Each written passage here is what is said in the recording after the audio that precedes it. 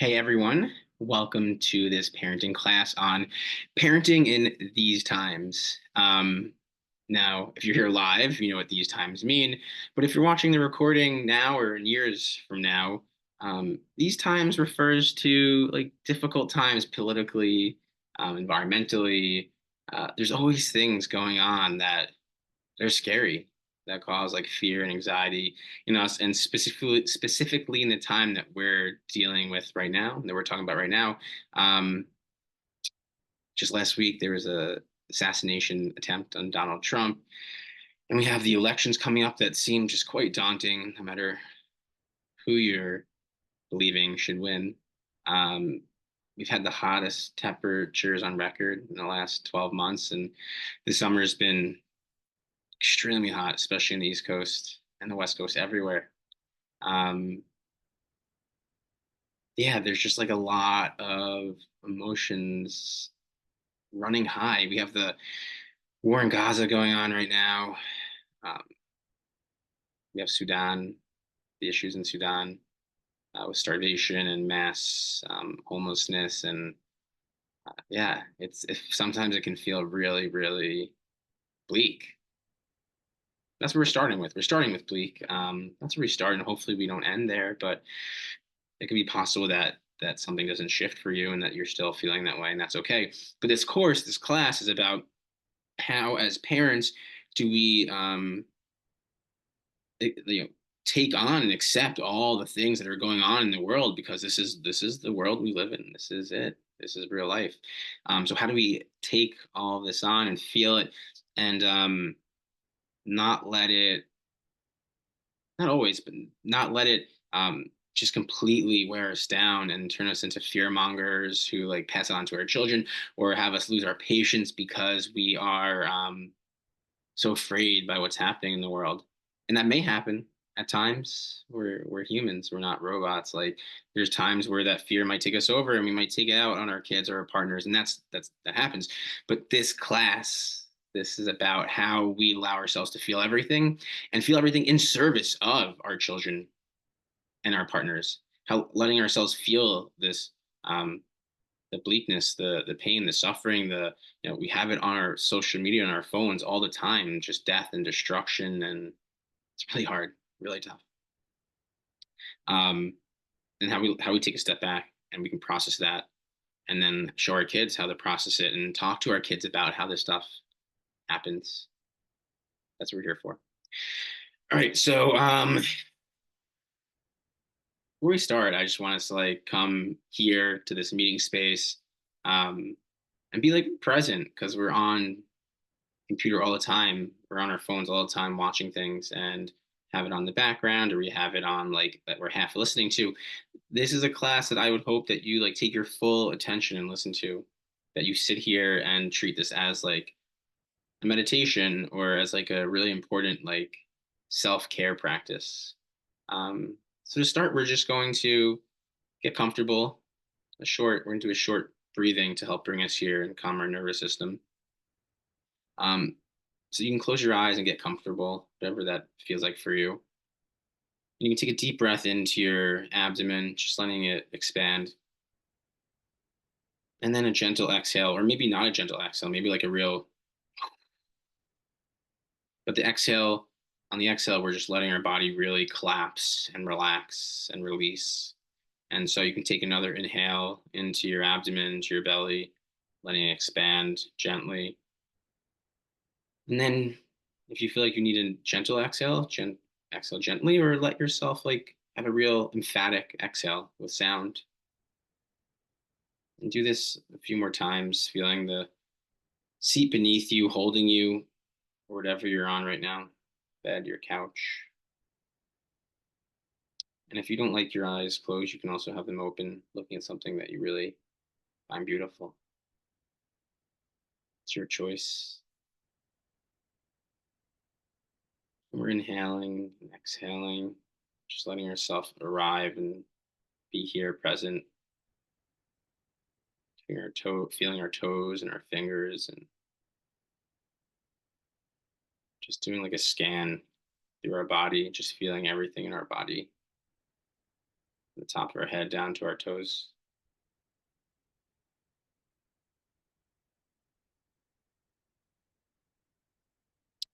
And then we're just letting our breath be normal, and we're just examining our breath as it is, as we normally naturally inhale, our belly just rises, and as we exhale, it deflates.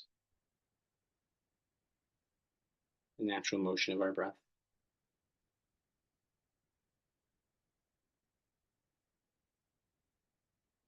And now we can just slowly open our eyes and come back to this room together, maybe a little more present, a little more relaxed.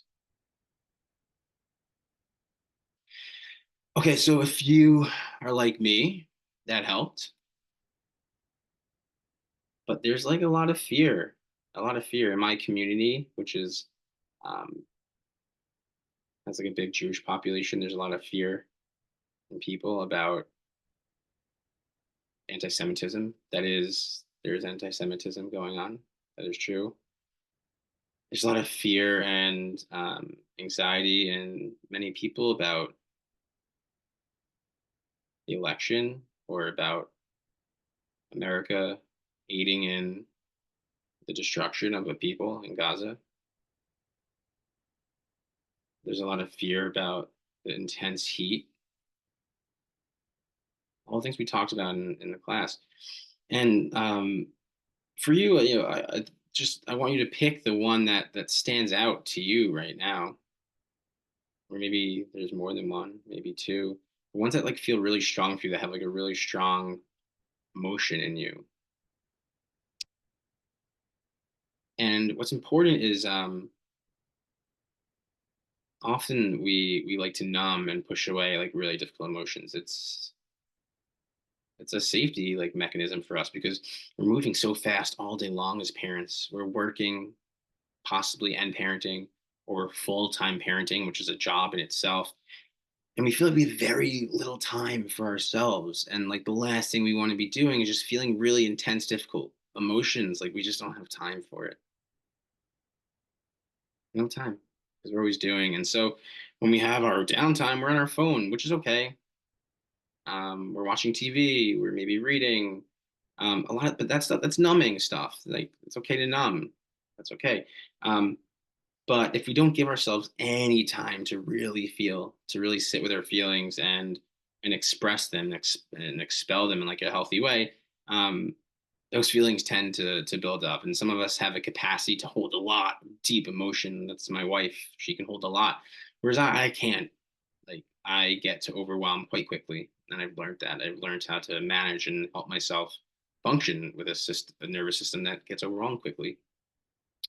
Um, and so it's like so vital, so essential that um, always, but especially in like really charged times, I would call now a very charged time in the world. Like the world psyche, there's anxiety and frustration and anger throughout throughout. It feels like that. You could say it always feels like that, but in this moment right now, it's noticeably strong. There's noticeably a lot of tension.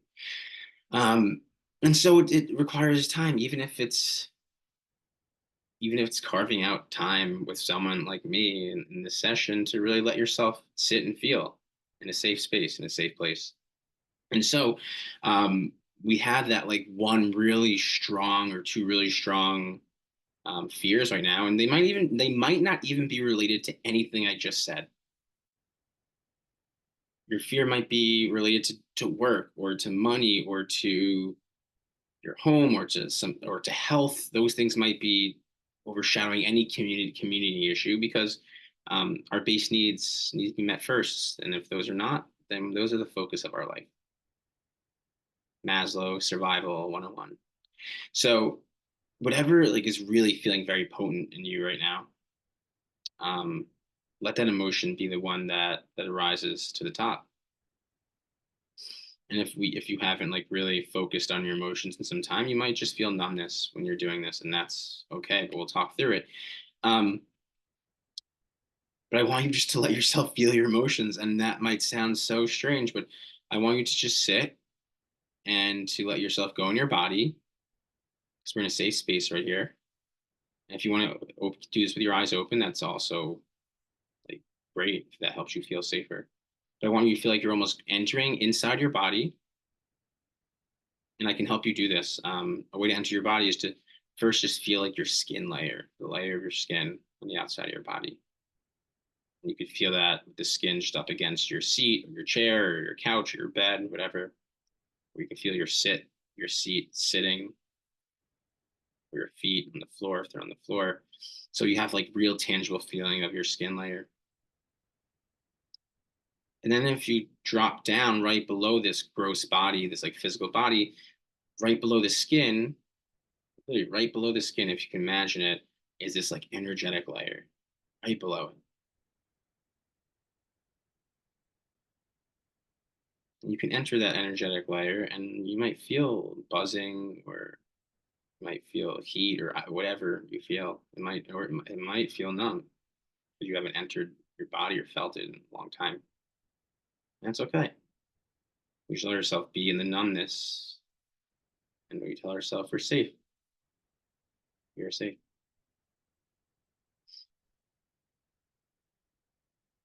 And then from this place, now that you have like this feeling in your body, you can let yourself experience the feelings of like tension or tightness or contraction that is partnered to those thoughts or things that are causing you anxiety. So if it is global warming, if it is war, or if it is environmental, we said environmental, if it is any of those things that I said before, or if it is money, job, health, like, picture that in your mind's eye, picture that thing or think about it, and see if you can draw a correlation or connection to where in your body you feel a tightening when you think about that thing that causes you anxiety.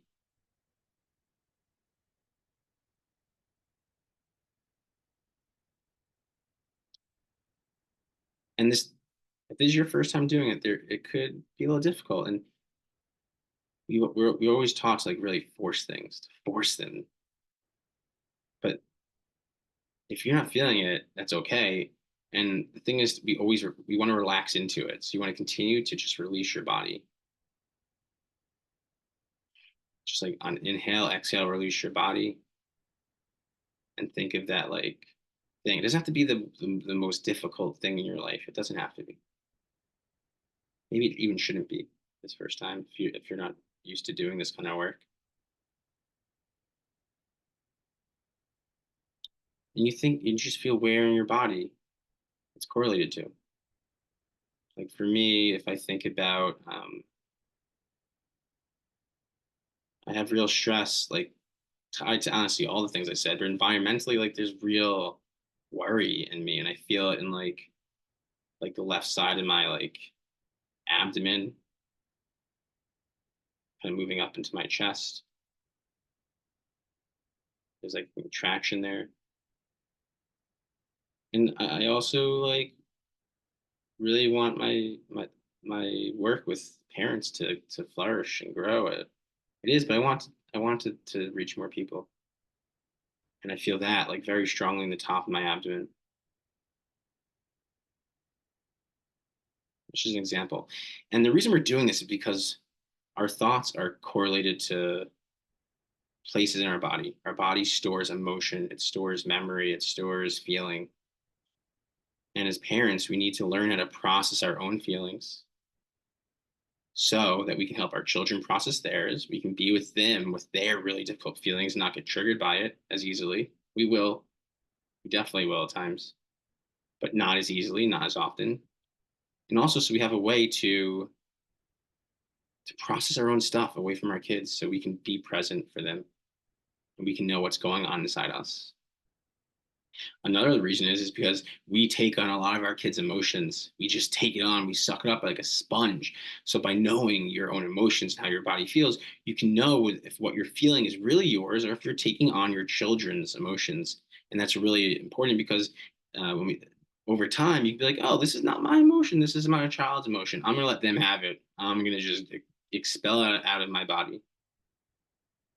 And here we are in the like very beginning steps, and that's okay. It's great. We have to start somewhere. And so if you found in your body where it's connected to your thought, your stressful thought, and I'll tell you what to do. And if you haven't, that's okay. You just stay with this thought, or you can just come and focus on your breath right now. Focus on your breath in your body, because right now you're just getting used to being in your body. And that is also an important step. You can just feel your abdomen going up and down. But if you have located in your body where this thought manifests, and why don't you like put your hand on that part of your body if you can? And I want you to just send it love. And what sending it love means is you feel from your heart, kind of like if you, kind of like when you see your child sleeping in their bed, like I don't care what age they are, like there's a love that like comes over you, like it's your child sleeping like quietly and innocently, and like you're just so like there's just a lot of love there. So you send that kind of feeling towards this place in your body, and you just say, "Thank you. Like I feel you, and thank you for holding these emotions for me for so long. Thank you for trying to make me aware of what I was feeling. Thank you."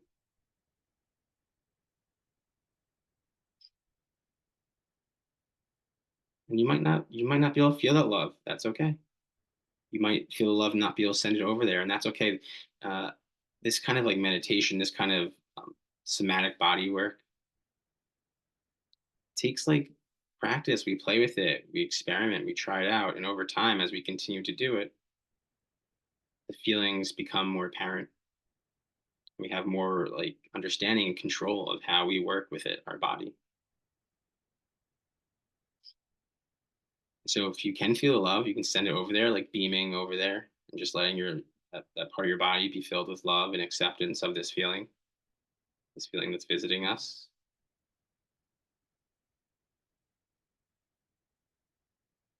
And if you can't access this feeling of love, that's not possible, then you can just put your hand on that place that you've located and be with it. So we have three things. You're either with your breath right now, just being in your body, exploring it. You're either just feeling this part of your body that has sensations connected to some thoughts of anxiety or fear, or you're feeling this love and you're sending it to that part of your body. Those are the three possibilities.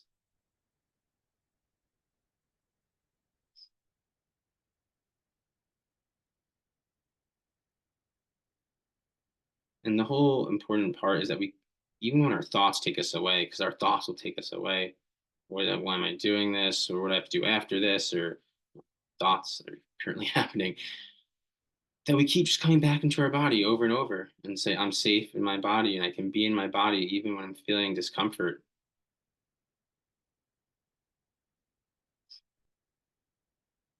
And then just gonna take one more inhale, just inhaling into our belly, exhaling, and just letting ourselves pull away from whatever we are doing, and moving our fingers and our toes and opening our eyes slowly, coming back to this space.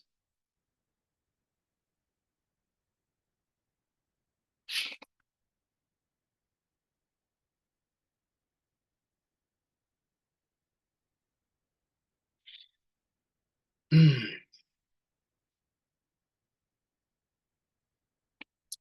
you have any questions about any of this, please, you can reach out to me and email me, evan@familyjourney.co. And I'll put that in the notes for people who are um, looking at the recording, viewing the recording. So, why is it important? We've talked about a little bit, but like, why is it important that we have a tool such as breath work, which we did in the beginning? So, if you connected with doing the breathing, then I like, can suggest you continue to do the breath work, or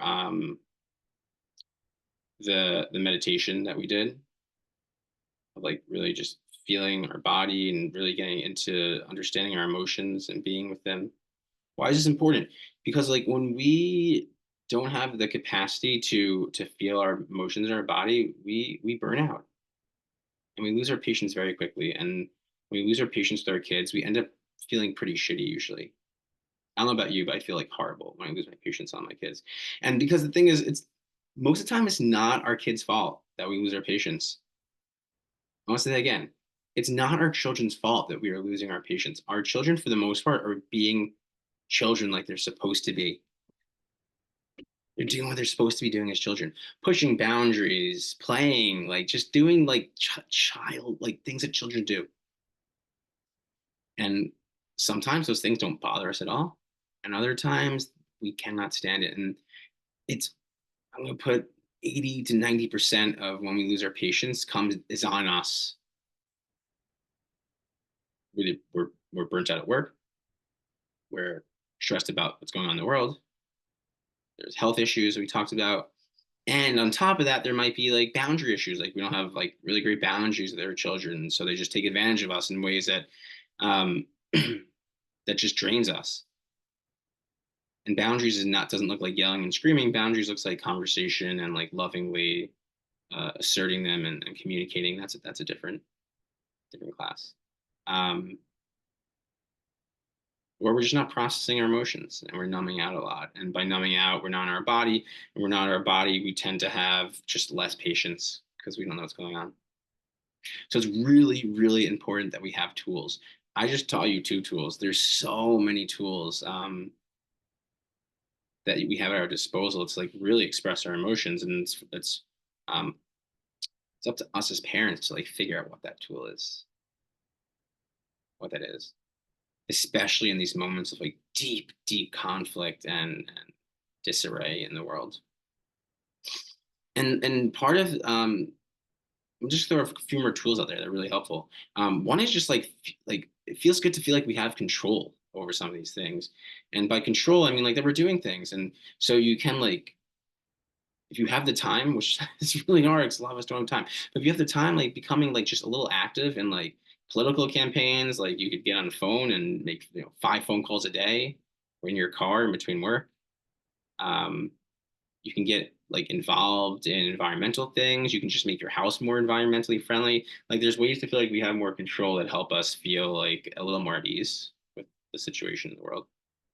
And then there's other tools like um, I love to draw my emotions. I love to draw. Like I'll just go my body like we did. I'll feel the parts of my body that are really tense and draw really tense, dark lines with colors and feel the parts that are light. And those are a lot more like wavy or airy or light. And basically draw like this roadmap of like or this like inner energetic portrait, I call it. Uh, there's also journaling. I love to like just dump my thoughts out into poetry or just words on paper.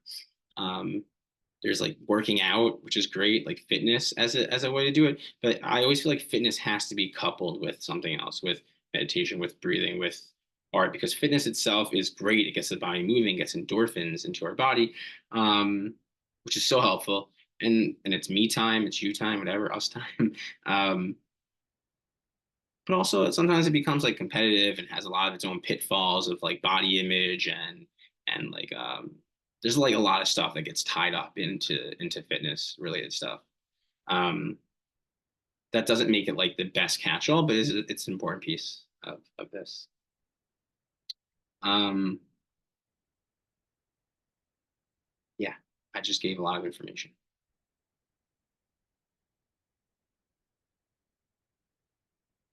a lot of information.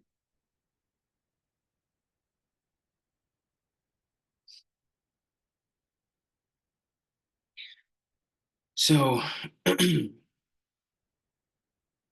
coming back to this overarching theme of parenting in these times,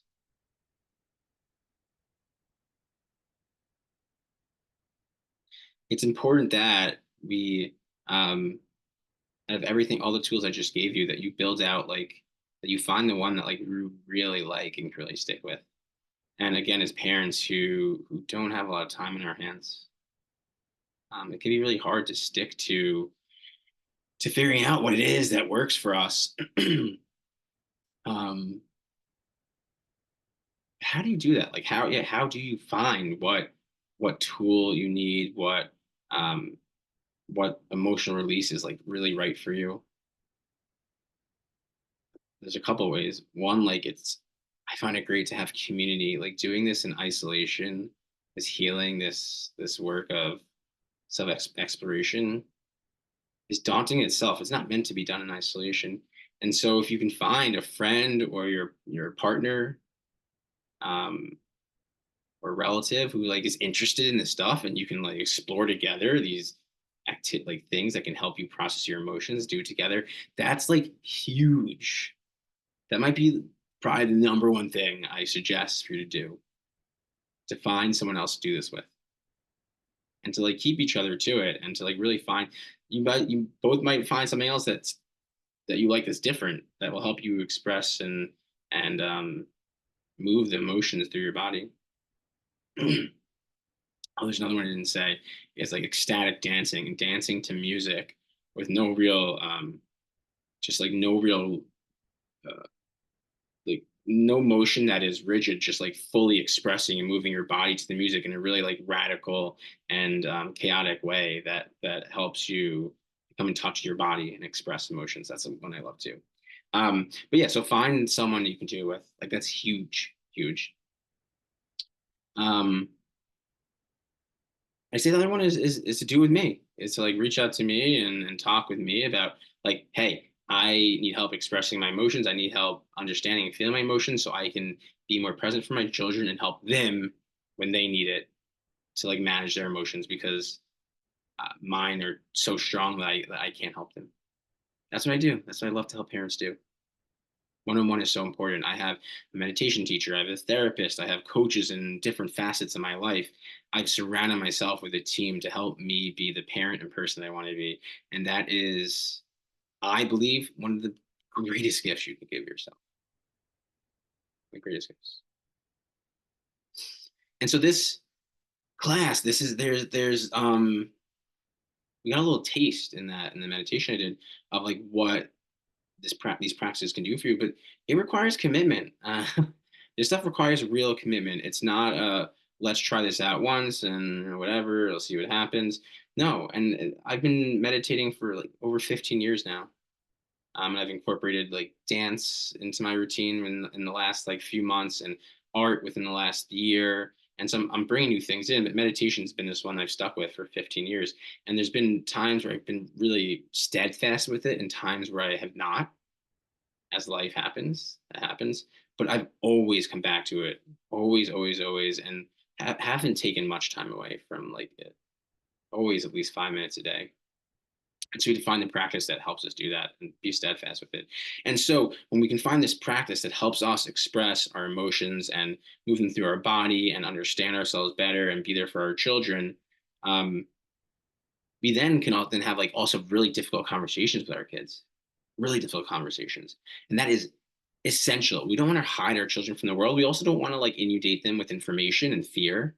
Um, but we need to treat our children um, like intelligent human beings who are sane and understand there's things going on in the world. Like our kids can feel. Kids see and feel more than anything else, more than they listen. You can talk to a kid all you want, but they will do what they see and what they feel much more. And so they know when mom and daddy are anxious or overwhelmed. They can see it, and you can see that they probably respond in a manner that they probably get worse. They probably are also like less centered in their being and a lot more crazy or wild or disassociated or any of those things. And so they sense it. And so it's important to express to your children like what's going on. So the other day with the whole Donald Trump assassination attempt, I mean, it was everywhere. Everyone was talking about it. My kids were hearing it. They were seeing videos of it. And so I sat them down and we talked about it, about like what my feelings were about it, what my emotions were about it, how they felt about it. My daughter said she was scared about it. She was scared. And I think, and she was scared because she didn't understand it. She didn't get what was going on. She was scared, and she was able to express that. And they didn't do it. They didn't sit there long. This was not like a 10-minute conversation. This was maybe a 3, 4, maximum 5-minute conversation about what was going on, how they were feeling, how I was feeling. And then I told them that I might be a little less patient that day because I was just feeling really overwhelmed by all of it. And so when we're able to understand what we're feeling, process it ourselves, we can then connect with our children in this really meaningful, powerful way to let them express their emotions, them hear ours from like a place of understanding, and to have this conversation that helps them become um, individuals who know how to feel and express their own emotions. Like one of the most amazing gifts we can give our children, most amazing gifts. And so these moments of like chaos in the world of like how do we parent now, it becomes medicine, becomes the medicine. It becomes the thing that helps us grow and heal and connect with our children in different ways that we wouldn't at times that were not chaotic and crazy. It's like Ram Dass says. Ram Dass, a spiritual teacher who was from the West and learned a lot from his time in India. He said everything is grist for the mill, and that means that everything in our life is to use to get free, to learn, to grow, to get to know ourselves better. And that's what these times of like intense emotions in the cosmos, in the psyche of like humanness, society is calling us to do. It's calling for us to take this time to really get quiet with ourselves, to understand how we're feeling, to be able to express it to our partner and to our children and to our friends, maybe. And then to hear from them, to have conversation and to develop a relationship through this.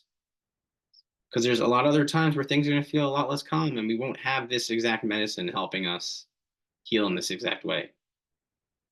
And so as scary and as tough and as hopeless these times feel, there's that nugget in there that can help us do things that other times cannot. And that's what this is about. Using this time to develop a stronger relationship with yourself, a deeper relationship with yourself and with your children. And we can only do that by learning how to understand and express and process our own emotions.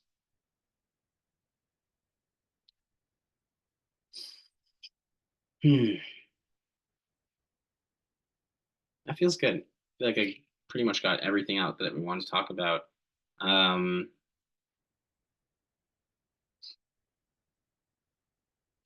yeah, and actually, I have a list of a few more things that we can do um, to make us feel like we're helping. You can you can volunteer in your community with your children to like really help get out there and feel like you're connecting with people and humans in this time where there's a lot going on, to feel like you're doing good in the world. Like that really can help a lot, and also help your children see like how to help other people.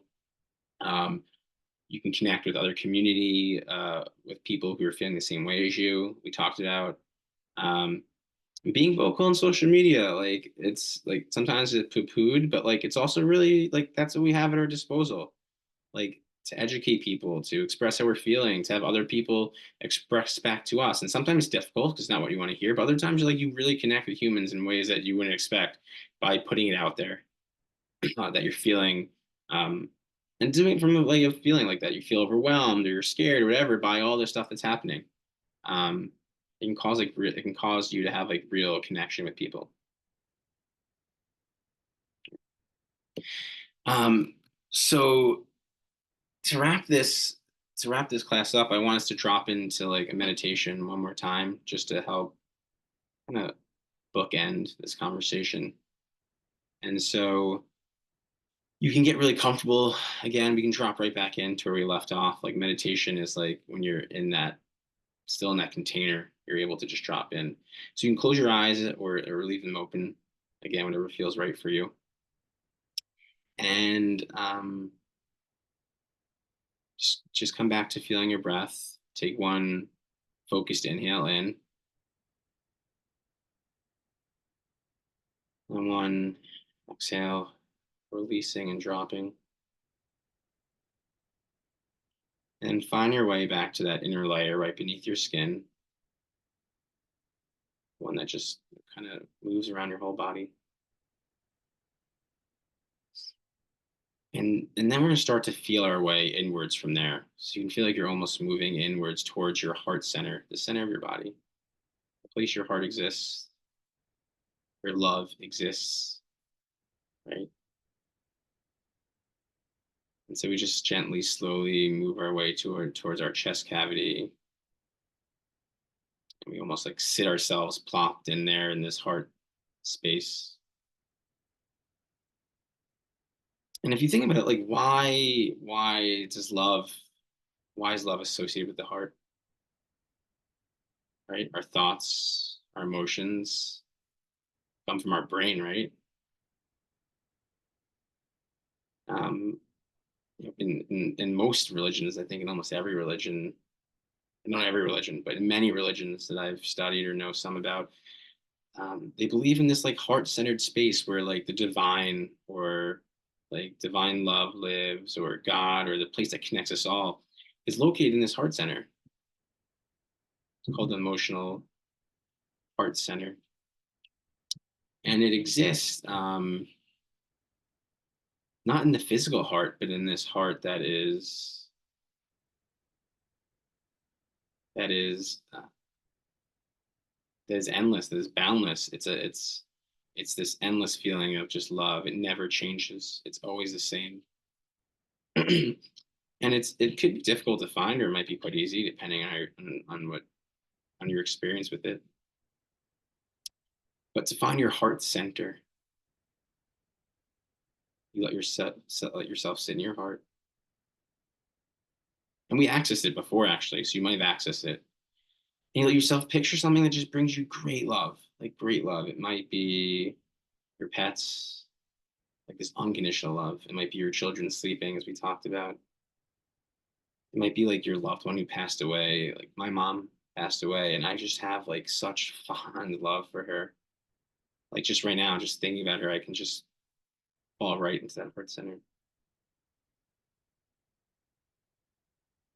And so if you feel it, that's great. I just want you to sit, like kind of get into that place where you feel a sensation, just sit with it and see if you can just feel that love radiating outwards.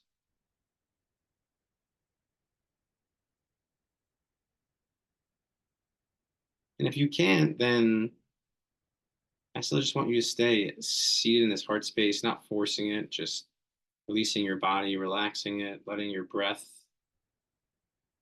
naturally just release your body into your seat. Just sit here. You can try again to just imagine those things that you love deeply and see if it guides you. And if it's not, that's okay. If you locate this heart, just feel it radiating outwards. Feel the sensation of it, the warmth of that love.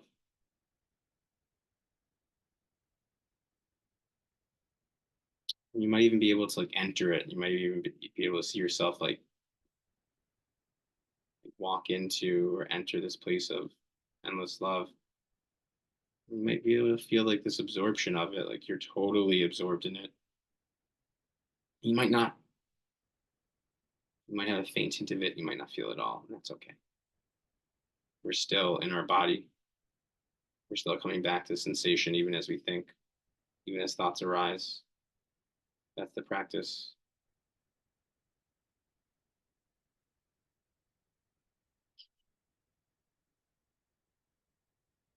And now we can let ourselves kind of just slowly, gently pull back out, gently to that layer right beneath our skin. And then back out to feel our skin, feeling the air on it, or our back on whatever is supporting us.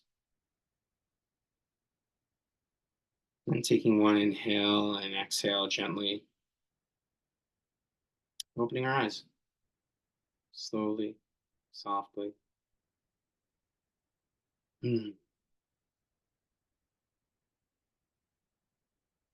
want to thank you for coming here for yourself, for giving yourself this time, for coming here for your family, for your children, for your community, for the world, and for yourself. And I want to end with that we are just like with gratitude. We are so lucky that we have the ability and the time and the safety to be able to be here together, and many others don't. And so we're doing this work for all the other people who cannot, who don't have the ability to, physically or mentally or emotionally. And thank you. If you have any questions, please reach out to me at evan@familyjourney.co, or Instagram at evanfreed4. I look forward to speaking with you all soon and um, joining each other in another class. Be well.